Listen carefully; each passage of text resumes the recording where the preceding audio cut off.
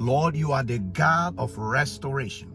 In Jesus' name, I declare your restoration over this person watching right now. In Jesus' name, I speak family restoration. I speak job restoration. I speak business restoration. I speak breakthroughs over your life. In Jesus' name, everything that the enemy has taken from you may be restored in double portion in Jesus' name. Father, release the supernatural restoration over this life and over their loved ones right now by the power of the Holy Spirit.